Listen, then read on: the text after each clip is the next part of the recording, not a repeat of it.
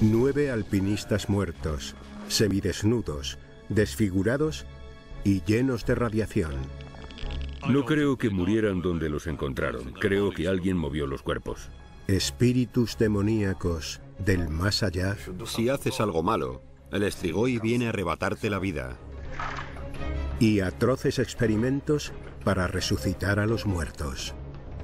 De repente parpadeó y todos creían que había vuelto a la vida. Estas increíbles historias proceden de la antigua Unión Soviética, de una época de miedo e incertidumbre. Las conjeturas sin hechos probados dan lugar a mistificaciones y mitos. Ocultos tras el telón de acero, estos inquietantes misterios salen a la luz. Gracias a los testigos oculares, a los expedientes desclasificados y a la opinión de los expertos, ahora podemos descubrir la verdad de estos inexplicables misterios de la Unión Soviética. Expedientes X rusos. En la antigua URSS, los controles y la censura eran algo cotidiano. Pero desde la caída del telón de acero, los expedientes de casos inexplicables han comenzado a salir de lo más profundo de los archivos soviéticos. Estos expedientes hablan de fenómenos extraños, monstruosas criaturas y siniestros acontecimientos. Uno de los sucesos más complejos y fascinantes es el llamado Incidente Dyatlov.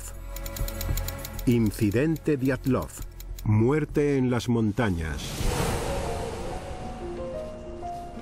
En enero de 1959, un grupo de 8 hombres y 2 mujeres emprendió una expedición de esquí a las profundidades de los montes Urales. Yuri Kunsevich tenía entonces tan solo 12 años. El líder del grupo era Igor Dyatlov, un alpinista con mucha experiencia. Todos eran estudiantes o antiguos estudiantes de la universidad. El único de fuera era Solotaryov. Su objetivo era escalar el escarpado monte Otorten. Otorten significa no vayas allí. Para alcanzar su objetivo debían estar en muy buenas condiciones físicas. Para llegar, partieron desde su universidad en Sverdlovsk, conocida ahora como Ekaterimburgo, y recorrieron 640 kilómetros al norte hasta adentrarse en las montañas nevadas.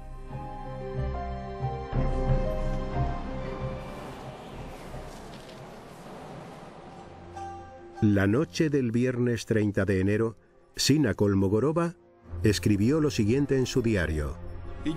Estamos siguiendo el curso del río Auspia.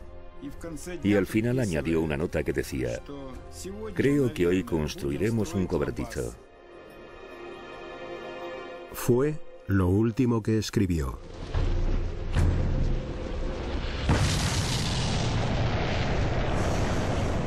Pronto iba a suceder algo que desencadenaría la muerte de todo el grupo. Aquella noche, a 50 kilómetros de distancia, varios testigos aseguraron ver unas extrañas luces en el cielo. Las esferas se movían despacio y estaban a diferente altura. Tenían pensado enviar un telegrama el día 12 de febrero para avisar de que habían terminado su viaje. Pero no llegó ningún mensaje. Pasan los días y el grupo sigue sin dar señales de vida.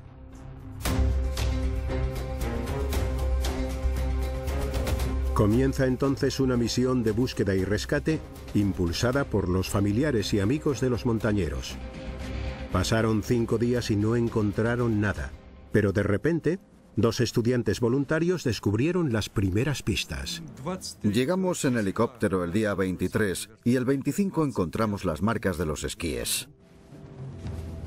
A pesar del espesor de la nieve y de las gélidas temperaturas, lograron seguir las huellas de los esquíes.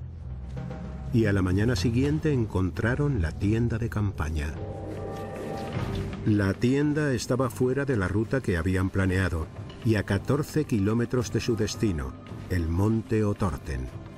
estaba situada en la ladera de una montaña diferente a la que los lugareños llaman Kolatsiaki, la montaña de los muertos.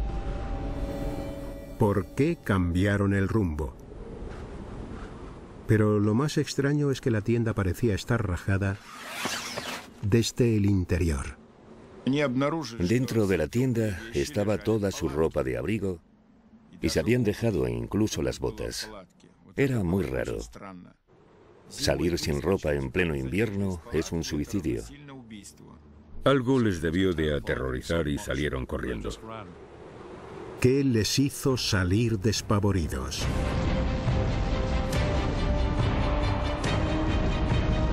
La explicación más obvia sería una avalancha.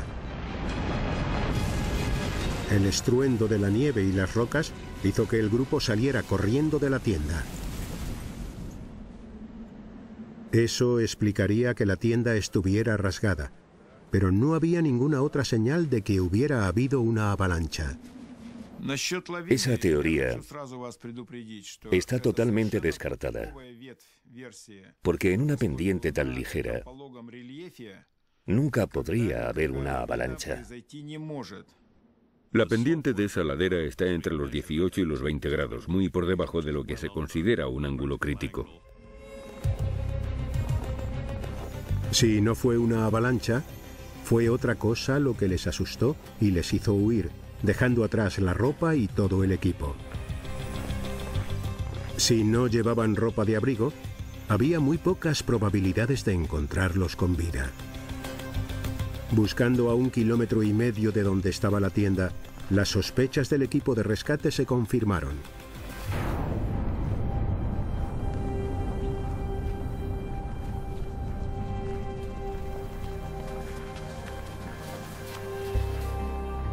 Vieron a 2 de los estudiantes cubiertos de nieve. Eran los cuerpos de Dorosenko y Krivonisenko. Estaban uno al lado del otro y llevaban únicamente la ropa interior. Estaban descalzos y no llevaban guantes. No presentaban ninguna señal ni lesiones externas visibles. ¿Se habrían congelado hasta morir? Tras varios días de búsqueda en unas condiciones climáticas brutales, se habían recuperado 5 de los 9 cuerpos, pero ninguno presentaba lesiones que pudieran explicar sus muertes. La autopsia reveló que los 5 alpinistas habían fallecido por hipotermia. Probablemente sufrieron el llamado desnudo paradójico, un estado de confusión y desorientación propio de la hipotermia por el cual el afectado comienza a quitarse la ropa.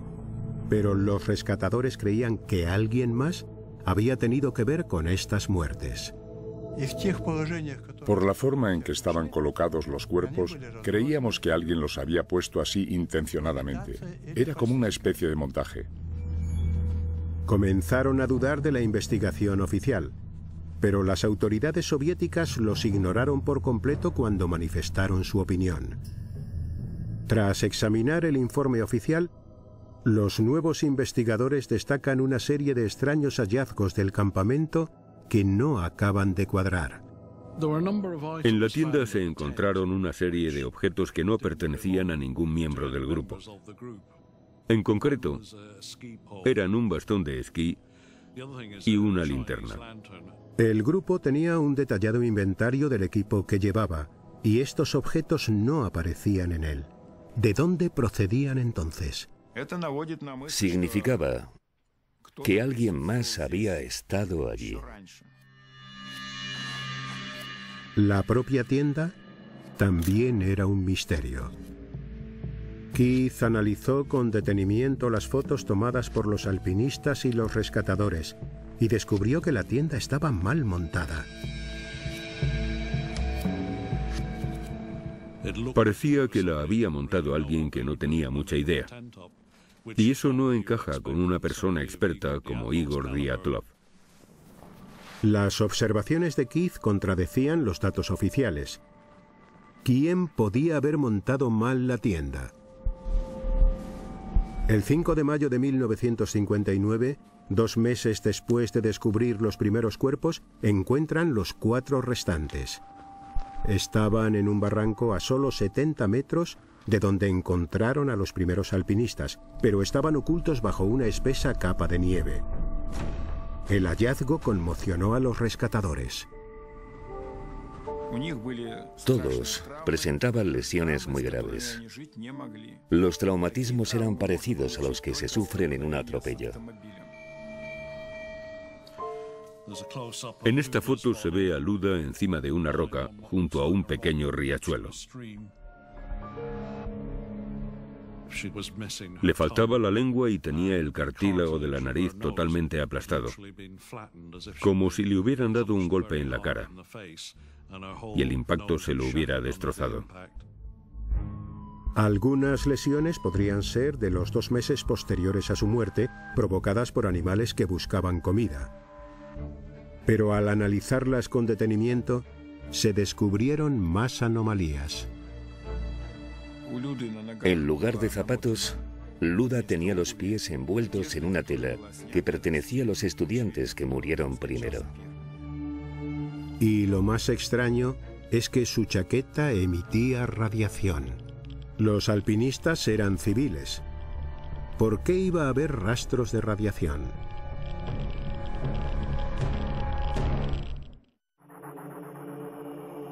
En lo más profundo de los montes Urales, 9 alpinistas fueron hallados muertos en misteriosas circunstancias. Los cuerpos se enterraron en Sverdlovsk, su ciudad natal, ahora conocida como Ekaterimburgo, donde se erigió un monumento en su memoria. En los últimos años han salido a la luz muchos detalles más, pero es un incidente tan extraño que resulta complicado saber qué piezas podrían resolver este rompecabezas.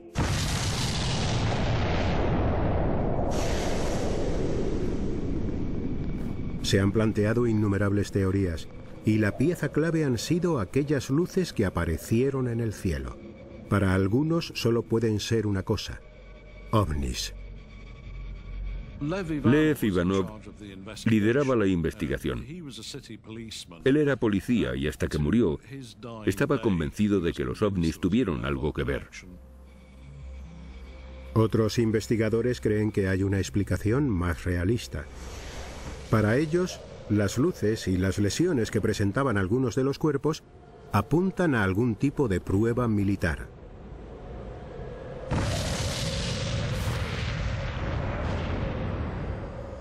Al ver el resultado de la autopsia, lo primero que pensé fue que habían muerto a causa de una explosión.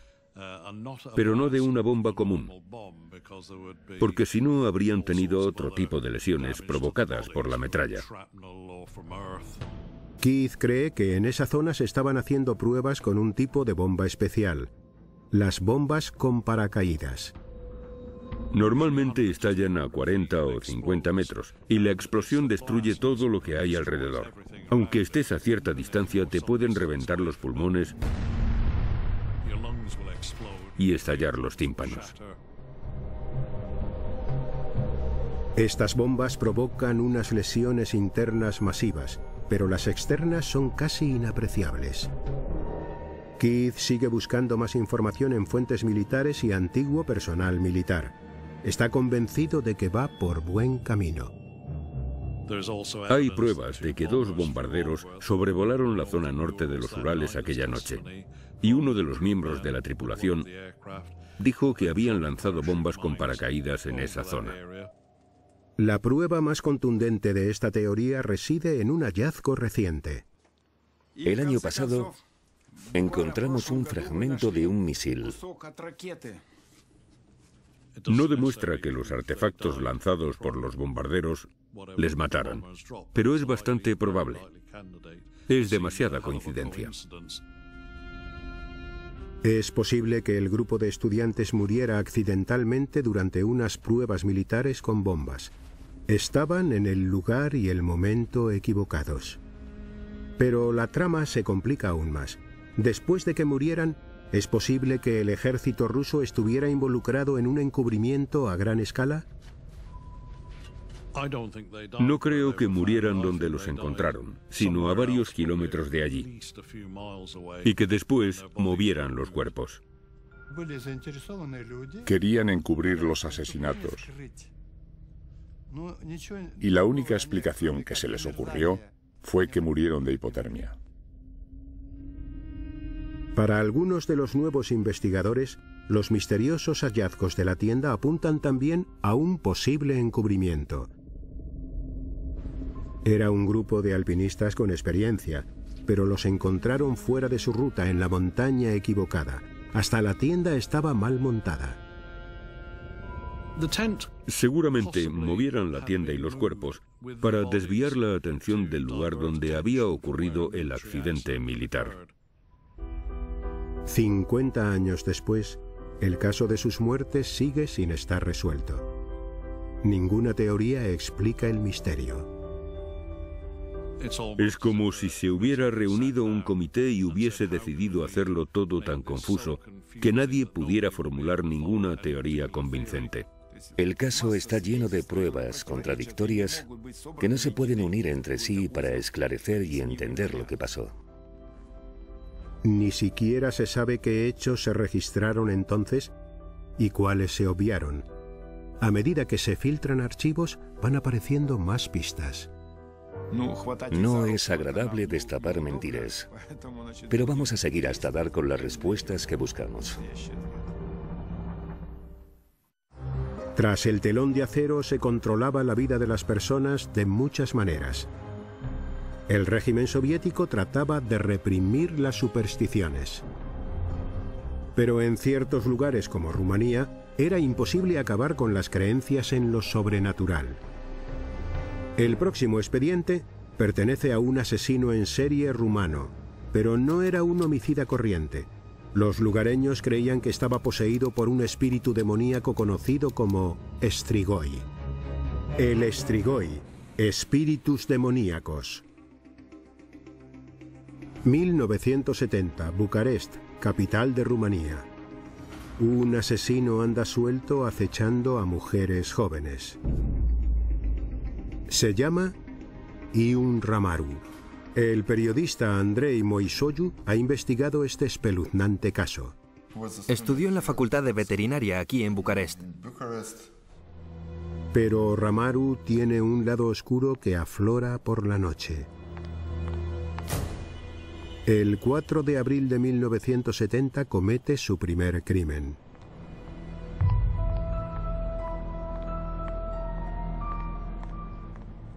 La víctima era una mujer. Le golpeó la cabeza con un objeto contundente.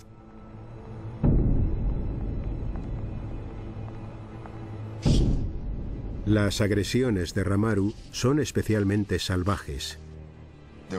Había sangre por todas partes. Solía morder a sus víctimas y les quitaba la carne de las manos o del pecho, o les arrancaba una pierna. Lo apodaron el vampiro de Bucarest. Ramaru violó y asesinó brutalmente a 4 mujeres y agredió a otras 10 antes de ser capturado. Fue sentenciado a pena de muerte por sus crímenes. Los médicos declararon que sufría problemas mentales, pero los supersticiosos lugareños creían que existía una fuerza que estaba interviniendo. La sanguinaria naturaleza de sus crímenes llevó a algunos a pensar que Ramaru estaba poseído por un espíritu demoníaco. Las leyendas rumanas hablan de un espíritu llamado Strigoi. La profesora Sabina Ispas es una experta en el Strigoi y el folclore de Rumanía. No son como los zombies o los fantasmas. Son solo fuentes energéticas. Tienen la capacidad de hacerse más fuertes y más ricos, quitándole todo lo bueno a los demás. Según el folclore rumano, es posible nacer siendo un Strigoi, ya que el espíritu maligno se puede transmitir de una generación a otra. Un acto de maldad cometido por un progenitor puede afectar directamente al espíritu de su hijo. Cuando Ion Ramaru iba a ser ejecutado, culpó a su padre de todos sus actos. Dijo, quiero vivir. La culpa de todo esto la tiene mi padre. El padre de Ion era Florea Ramaru.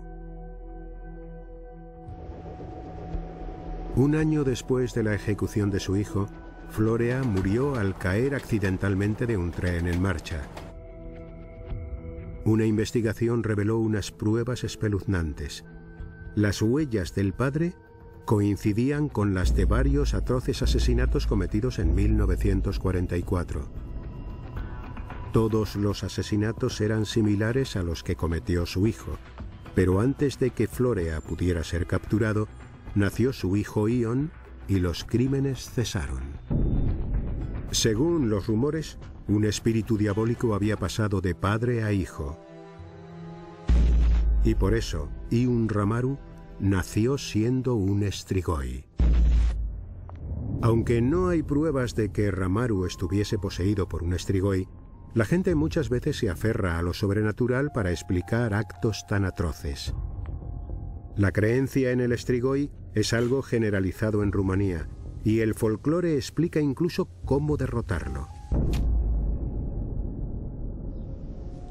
Hace más de 30 años, un niño que vivía al sur de Rumanía presenció una espantosa ceremonia para detener a un supuesto Strigoi. Aquel niño era Cătălin Gruia. Recuerdo que una noche todo el pueblo acudió al cementerio. No se preocuparon por mí. Pensaron que estaría durmiendo, pero yo los seguí hasta allí. Los aldeanos estaban aterrorizados. Creían que un Strigoi demoníaco había invadido el pueblo. Analizas todas las señales. Ves que los animales están muriendo, que la gente de tu familia y del pueblo también está muriendo. Los síntomas y el problema están muy claros. Ya sabes que hay un Strigoi. Según el folclore rumano, si se sospecha que un espíritu maligno habita el cuerpo de un muerto, hay que llevar a cabo una serie de rituales para matar a ese Strigoi. El joven Cătălin fue testigo de una de esas terroríficas ceremonias. Sospechaban que una persona recientemente fallecida albergaba el espíritu del Strigoi y decidieron exhumarla. Había 2 hombres cavando y las mujeres estaban alrededor, todas vestidas de negro. Cuando ven el cadáver, se confirman las peores sospechas de los aldeanos. Las horribles marcas que tiene el cuerpo manifiestan la presencia del espíritu del Strigoi. Vieron que el hombre estaba intacto, pero tenía un mordisco en la mano, restos de sangre y estaba dado la vuelta. Yo estaba muerto de miedo. Cătălin no recuerda muy bien qué pasó después, pero según el folclore rumano, para matar a un Strigoi hay que utilizar una estaca de madera y ajo. La aterrorizada comunidad tomó medidas desesperadas y rezó para que el ritual para matar al Strigoi hubiera funcionado. La creencia en los poderes de estos espíritus demoníacos data de hace muchos siglos. Algunos investigadores creen que podría tener relación con una catastrófica enfermedad que azotó Europa, la peste negra. Cuando hay una epidemia mortal, la gente se asusta y quiere sentir que tiene el control, que puede hacer algo y puede identificar la causa. Así nacieron las historias relacionadas con el Strigoi, y muchas de ellas se asociaron con el concepto occidental del vampiro. Las pruebas que sirven para identificar a un posible Strigoi tienen que ver con los procesos naturales que sufre un cuerpo al descomponerse. Se ven cosas muy desagradables, como burbujeos y cambios de posición. La cara puede enrojecerse y el cuerpo hincharse. La gente cree que el color rojo alrededor de la boca es sangre de aquellos a los que han mordido, pero se debe al proceso de descomposición del cuerpo. Existen explicaciones racionales que responden a buena parte de las leyendas y supersticiones que rodean al Strigoi, pero eso no impide que la gente siga creyendo en él. Si haces algo malo, el Strigoi viene a arrebatarte la vida. Las supersticiones son la respuesta natural a nuestra forma de ver el mundo. El deseo de dar con el culpable de lo sucedido y tener algún tipo de ritual para acabar con él proporciona una sensación muy satisfactoria para el ser humano. Pero mientras la gente piense que el Strigoi es una amenaza real, se seguirá creyendo en él.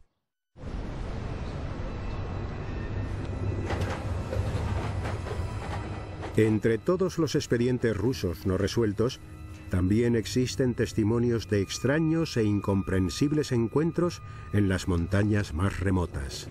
Es un país enorme, con distintos entornos y climas. Algunas regiones son tan inhóspitas que vivir en ellas a veces es casi un milagro. Estos misteriosos avistamientos en ocasiones pueden tener consecuencias mortales. Olas de fuego, muerte en las montañas.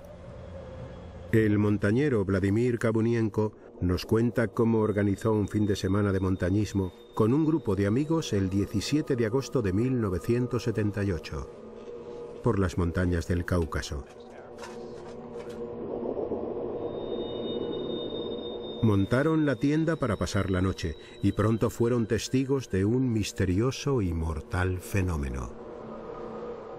La tienda era muy pequeña y teníamos que dormir muy apretados. Vladimir le cambió el sitio a su amigo Oleg. Este sencillo gesto tendría unas repercusiones impensables.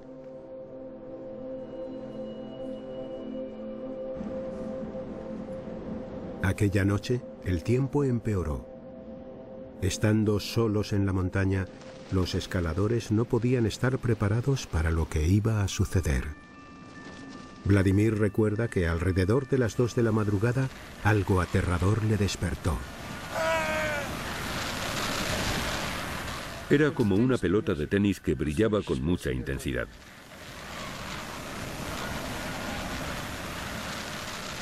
Vladimir está hipnotizado por esta extraña aparición. No podía mover las manos ni las piernas.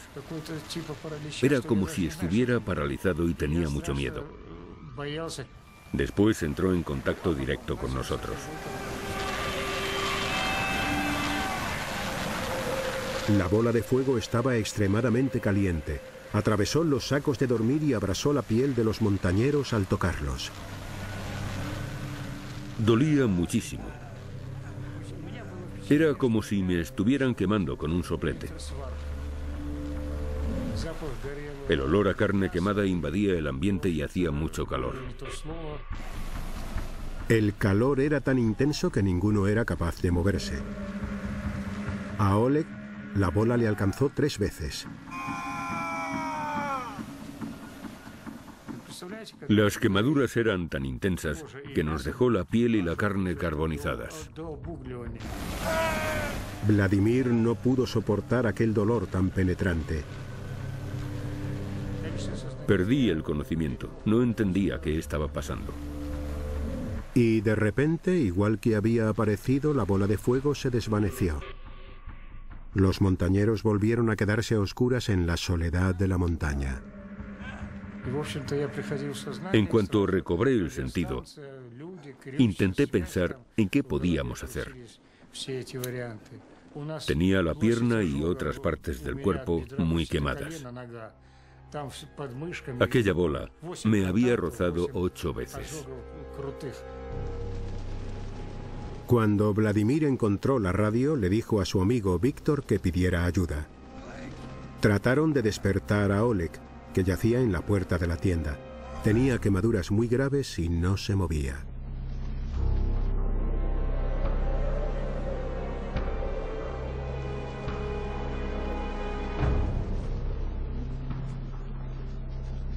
El equipo de rescate tardó en llegar y al ver lo sucedido quedaron horrorizados.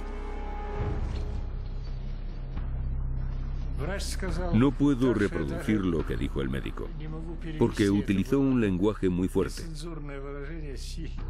Pero lo que vio le sorprendió muchísimo.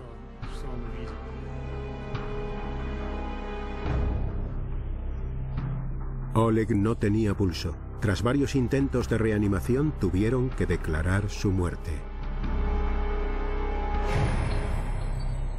Trasladan a los montañeros al hospital, donde son atendidos por quemaduras graves. Debido a la complejidad de las lesiones, Vladimir cuenta que los tuvieron que operar de urgencia y ponerles varios injertos de piel. Este es uno de ellos. Antes era más grande y llegaba hasta el hueso. ¿Qué fue lo que atacó a los montañeros con tanta brutalidad? Es imposible saber lo que ocurrió, ya que el único testimonio existente es el de Vladimir, pero él está seguro de que se trata de un misterioso y extraño fenómeno que ha sucedido en otras montañas del mundo. Yo creo que era una esfera luminosa. Para los científicos, el avistamiento de esferas luminosas se puede deber a una ilusión óptica o al hecho de tener una imaginación hiperactiva. Sabemos muy poco acerca de las esferas luminosas. Es complicado disociar el mito y la realidad. Se cree que son unas bolas brillantes que se mueven de forma errática. Esto concuerda con la descripción de Vladimir. Todo lo que toque esa bola se verá expuesto a gran cantidad de energía, por lo que si entra en contacto con un ser humano, seguramente le quemaría. Esto explica las horribles lesiones que sufrieron los montañeros. Pero hace poco que los científicos han formulado una teoría para explicar cómo se crean estas bolas de fuego.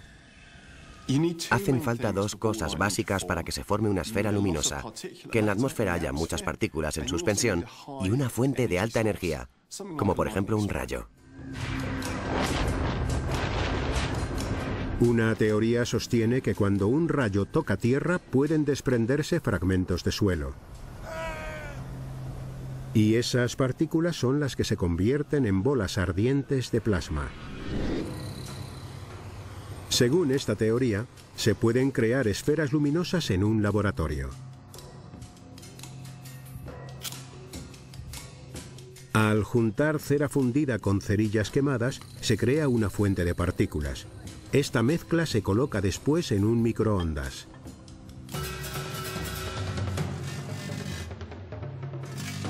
Las microondas calientan las partículas igual que lo haría un rayo. Las partículas se han prendido con la energía del microondas y se ha formado un plasma estable llamado esfera luminosa.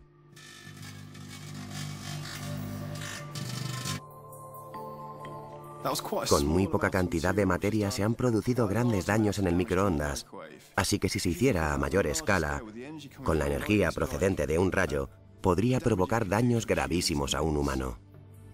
Vladimir tardó 6 meses en recuperarse de sus quemaduras, pero nunca podrá saciar su espíritu aventurero.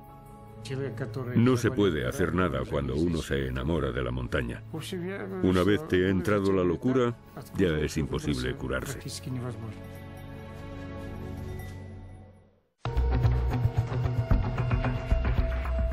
Además de misteriosos e inexplicables casos no resueltos, los archivos rusos contienen detalles de sorprendentes experimentos médicos. Eran tiempos movidos por la búsqueda de fines políticos y acciones de ética dudosa. Rusia tiene un gobierno complejo, inescrutable y muy poderoso. La Unión Soviética pretendía controlar la información para proyectar una imagen de éxito y poder. Uno de los relatos más escalofriantes data de los años 20. Las imágenes muestran a científicos rusos creando abominables monstruos e incluso tratando de revivir a los muertos. Experimentación médica. Terror en el laboratorio. Mientras muchas instalaciones científicas estaban escondidas en recónditos páramos nevados, este espeluznante caso ocurrió en pleno corazón de Moscú. El protagonista de esta historia es el cirujano ruso Sergei Bryukhanenko. Fue testigo de los horrores de la Primera Guerra Mundial y decidió centrar sus estudios en el trasplante de órganos. Aquellos científicos querían saber cómo funcionaban ciertos órganos dentro del cuerpo.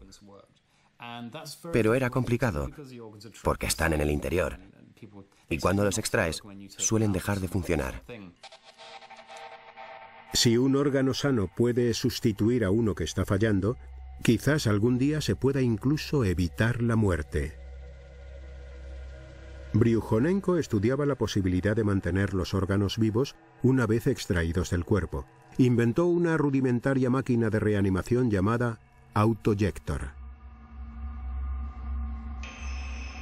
Era una especie de aparato de cristal con tubos de plástico o de goma, cuyo objetivo era suministrar sangre, reoxigenarla para eliminar los residuos e introducirla de nuevo en el órgano. Empezó a experimentar con animales.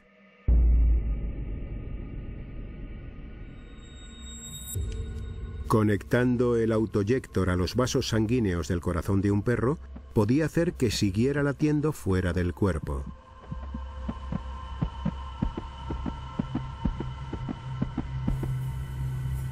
Pero Bryukhanenko iría todavía más lejos.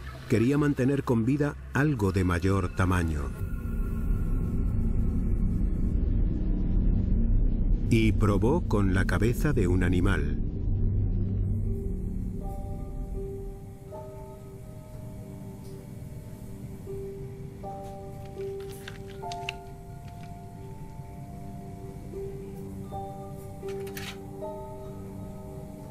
El cirujano ruso Sergei Gliantsev ha estudiado el trabajo de Bryukhanenko con todo detalle. Cogió a un perro, le cortó la cabeza y le inyectó una medicación en los vasos sanguíneos.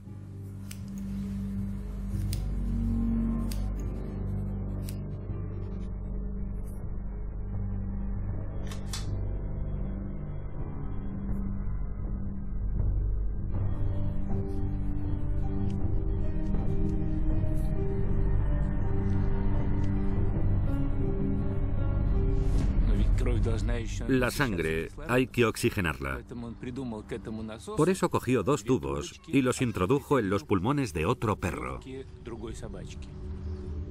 Bryukhanenko conectó la cabeza cortada del primer perro y los pulmones del otro al autoyector y lo puso en marcha.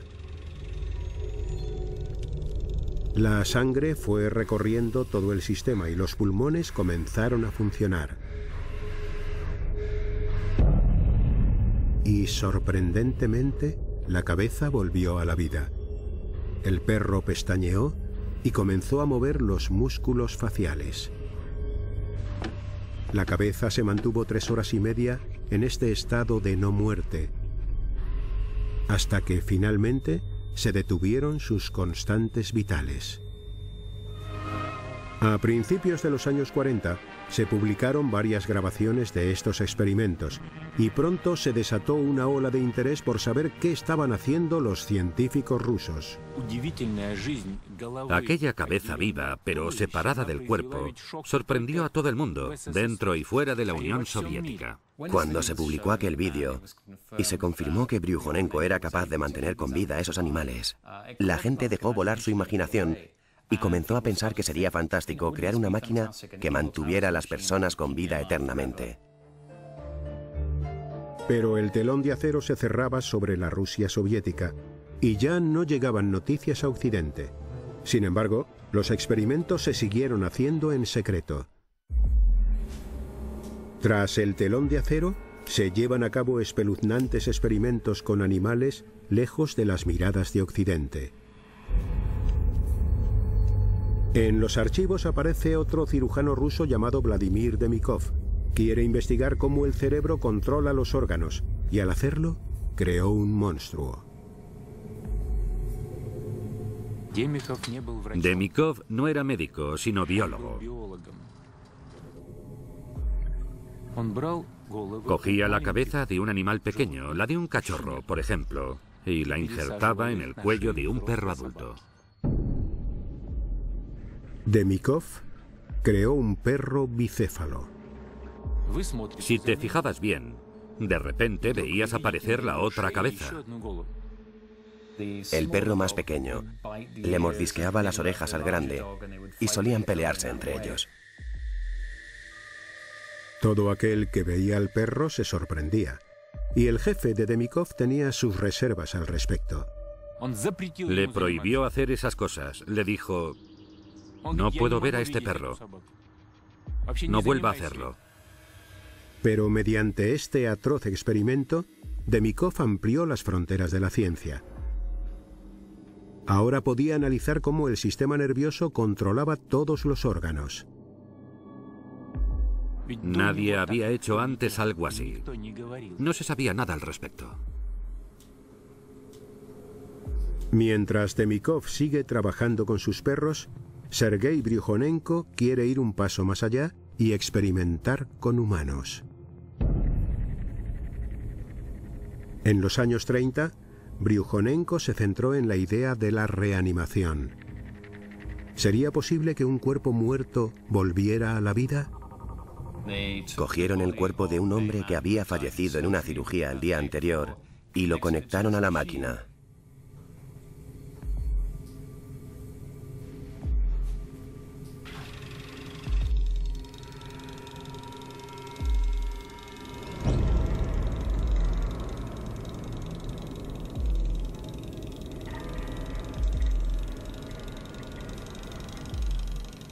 Después de unos 15 minutos, en aquella sala donde únicamente se oía el chasquido de la máquina, el hombre emitió un estertor.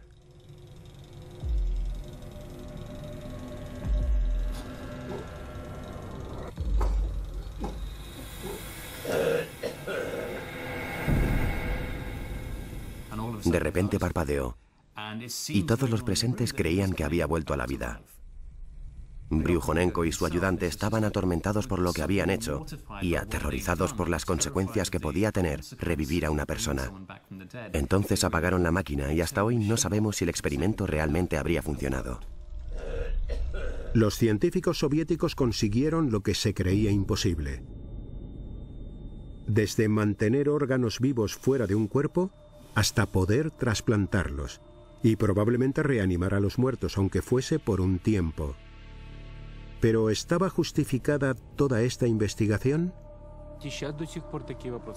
La gente se sigue haciendo preguntas y se sigue planteando el trasplante de órganos desde un punto de vista ético y moral. ¿Tiene el hombre derecho a entrometerse en la creación de Dios y hacer algo que él no ha hecho? Si se pudiera revivir a una persona, significaría que no existe realmente el alma y que el cuerpo es una máquina cuyos componentes se pueden sustituir por los de otra.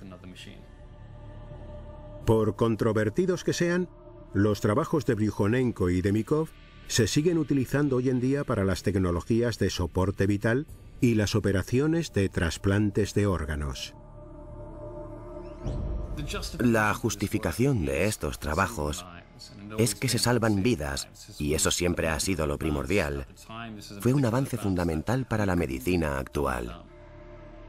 Pero tras el telón de acero, ¿quién sabe hasta dónde llegaron los experimentos originales y qué otras abominaciones se crearon, ya fuesen animales o humanas?